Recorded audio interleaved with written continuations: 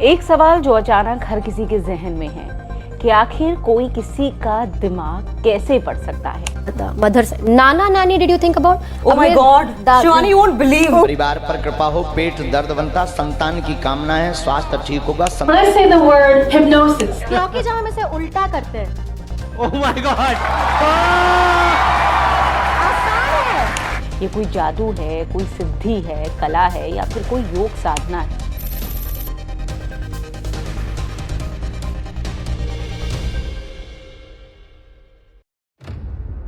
आपने social media और news चैनलों पर एक तरह का जादू देखा होगा जिसमें मेंटलिस्ट आता है और वो सामने खड़े व्यक्ति के मन की बात बता देता है। कुछ लोग हैं जो इस कला को लेकर पूरे देश में चर्चा का विषय बने हुए हैं। हालांकि आज हम उन पर नहीं बल्कि उस टेक्निक पर बात करेंगे और आपको बताएंगे कि आखिर कैसे मेंटलिस्ट आपके मन की बात को तुरंत जान लेते हैं और सब कुछ एकदम वही बता देता है जो आप अपने मन में सोच रहे होते हैं। आपने अभी तक माइंड रीडिंग के बारे में सिर्फ सुना है, लेकिन क्या आप जानते हैं असल में माइंड रीडिंग कितने प्रकार से की जाती है? माइंड रीडिंग दो तरीके से होती है। पहला कॉन्टैक्ट माइंड रीडिंग और दूसरा टेलीपैथिक माइंड रीडिंग। इन दोनों के जरिए आप किसी को भी अपने विचारों से प्रभावित कर सकते हैं। पहले टाइप में हम फिजिकल टच के माध्यम से एक कॉन्टैक्ट बनाते हैं ताकि एनर्जी को आसानी से चैनल किया जा सके।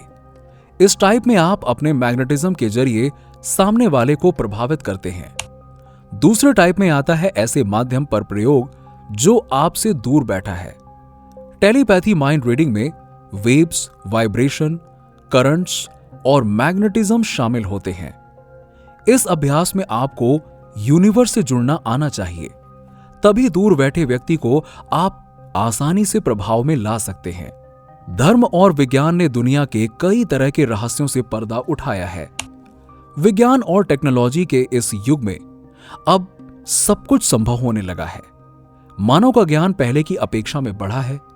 आज हम विज्ञान की मदद से हजारों किलोमीटर दूर बैठे किसी व्यक्ति से मोबाइल, इंटरनेट या वीडियो कॉलिंग के माध्यम से संपर्क कर सकते हैं। लेकिन प्राचीन काल में ऐसा संभव नहीं था, तो वो कैसे एक दूसरे से संपर्क कर पाते थे? कभी सोचा आपने? मान लीजिए आप समुद्र, जंगल या रेगिस्तान में भटक गए हैं और आपके पास सैटेलाइट फोन है भी तो उसकी बैटरी डिस्चार्ज हो गई है। ऐसे में आप कैसे लोगों से संपर्क कर सकते हैं? दरअसल बगैर किसी उपकरण के मदद से लोगों से संपर्क करने की कला को ही टेलीपैथी कहते हैं। जरूरी नहीं कि हम किसी से सिर्फ संपर्क करें, हम दूर बैठे किसी भी व्यक्ति की वार्ता यानी कि बातचीत को सुन सकते हैं, देख सकते हैं और उसकी स्थिति को जान सकते हैं। इसीलिए टेलीपैथी को हिंदी में दूरानुभूति कहते हैं। टेलीपैथी शब्द का सबसे पहले इस्तेमाल 1862 में फ्रेडरिक मायर्स ने किया था। कहते हैं कि जिस व्यक्ति में ये छठी ज्ञानेंद्रिय होती है वो जान लेता है कि दूसरों के मन में क्या चल रहा है। ये पैरासाइकोलॉजी का विषय है जिसमें टेलीपैथी के कई प्रकार बताए जाते हैं। टेली शब्द से ही टेलीफोन, टेलीविजन आदि शब्द बने हैं। ये सभी दूर के संदेश और चित्र को पकड़ने वाले यंत्र हैं। आदमी के मस्तिष्क में भी इस तरह की क्षमता होती है। कोई व्यक्ति जब किसी के मन की बात जान ले या दूर घट रही घटना को पकड़कर उसका वर्णन कर दे तो उसे पारेंद्रिय ज्ञान से संपन्न व्यक्ति कहा जाता है। महाभारत काल में संजय के पास ये क्षमता थी। उन्होंने दूर चल रहे युद्ध का वर्णन धृतराष्ट्र को अपनी आंखों से देखते हुए सुनाया था।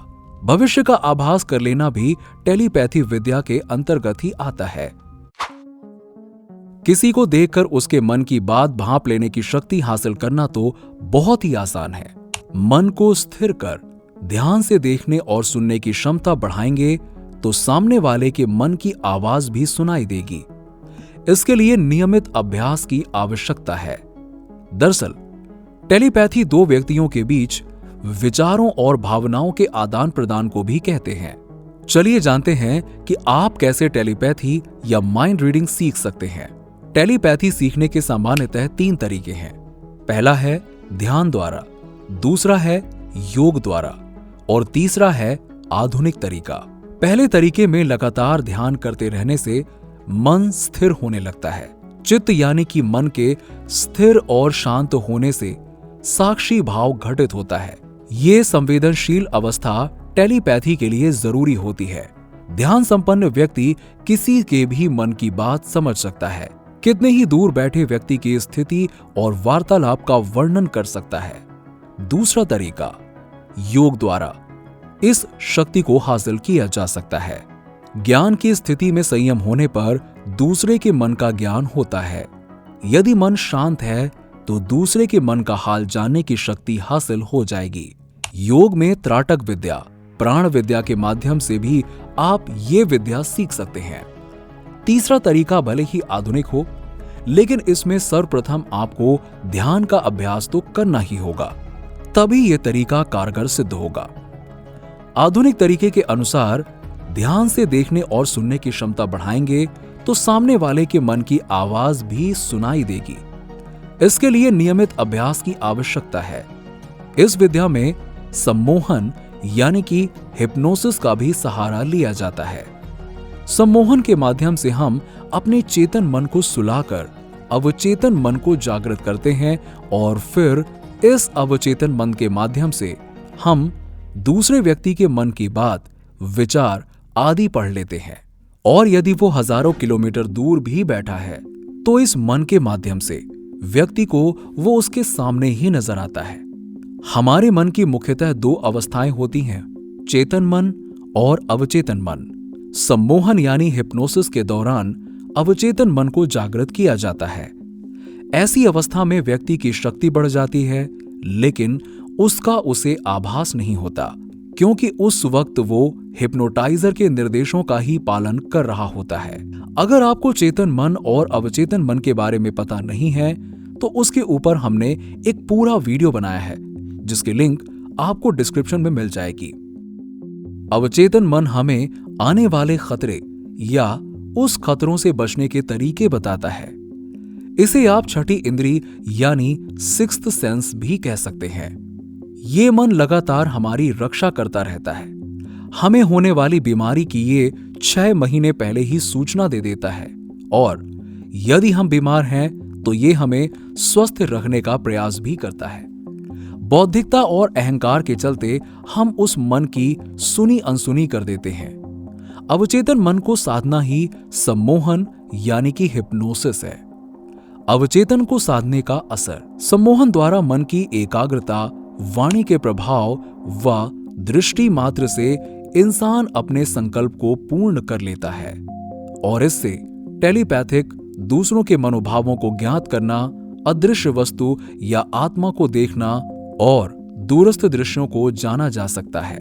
वैसे इस मन को साधने के बहुत से तरीके या विधियां हैं, लेकिन सीधा रास्ता है मेडिटेशन और प्राणायाम।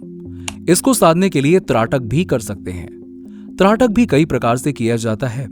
ध्यान, प्राणायाम और नेत्र त्राटक द्वारा आत्म सम्मोहन यानी कि सेल्फ हिप्नोसिस की शक्ति को जगाया जा सकता है। इसके अलावा आप शवासन में लेट जाएं और आंख बंद कर ध्यान करें। लगातार इसका अभ्यास करें और योग निद्रा में जाने का प्रयास करें। योग निद्रा अर्थात शरीर और चेतन मन इस अवस्था में सो जाता है, लेकिन अवचेतन मन जागृत रहता है।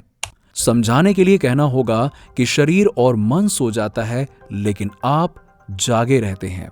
इस अवस्था में जाकर आप अपने आप को निर्देश देकर कुछ भी काम करवा सकते हो।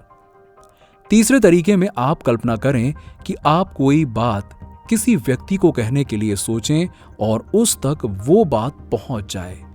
बार बार कल्पना करें और अपनी बात को दोहराएं, ध्यान से दोहराएं। दोहराने का ये अभ्यास जब गहराएगा तो उस व्यक्ति तक आपके मस्तिष्क की तरंगें पहुंचने लगेंगी। यदि आप उसे यहां बुलाना चाहते हैं तो कल्पना में उसका चित्र देखकर उसे बुलाने का संदेश भेजें। धीरे धीरे जब ये प्रयोग कामयाब होने लगेगा तो आपका विश्वास भी बढ़ता जाएगा। हमारे कुछ भी बोलने से पहले दिमाग में कुछ तरंगें बनती हैं। जापानी वैज्ञानिकों का कहना है कि उन्होंने इसे डिकोड करना जान लिया है और उनके परिणाम 90% तक सफल हैं। वैसे उनका ये प्रयोग सिर्फ जापानी भाषा तक ही सीमित है, लेकिन इस टेक्नोलॉजी का उपयोग भविष्य में दूसरी भाषाओं में भी संभव होगा।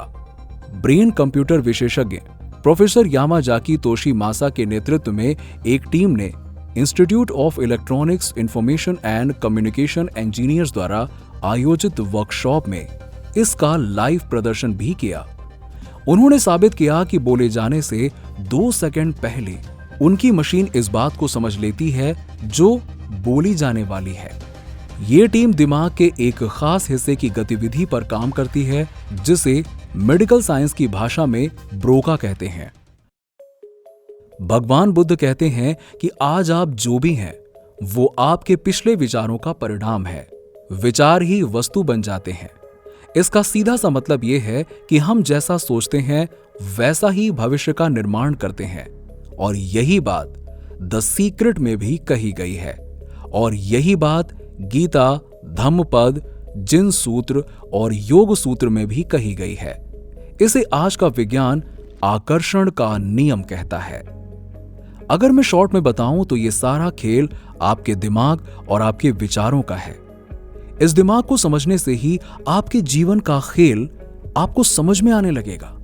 अधिकतर लोग इसे समझकर अच्छे स्थान, माहौल और लोगों के बीच में रहने लगे हैं। जीवन को बदलना चाहते हैं तो सबसे पहले खुद को बदलना शुरू करें। खुद को कैसे बदलें? तो इसका सबसे आसान तरीका है कि सबसे पहले अपनी सोच को बदलिए। आजकल हमारे जीवन में जितनी भी समस्याएं हैं, उन सब की जड़ हमारी सोच है। इसीलिए सोच बदलो, जीवन बदलो। मुझे उम्मीद है कि आपको ये वीडियो पसंद आया होगा। वीडियो को लाइक और अपने फ्रेंड्स और फैमिली के साथ में शेयर करना बिल्कुल ना भूलें। और ऐसे ही वीडियोस को देखने के लिए हमारे चैनल को सब्सक्राइब करना बिल्कुल ना भूलें। मिलते हैं आपसे अगली वीडियो में, तब तक के लिए जय हिंद।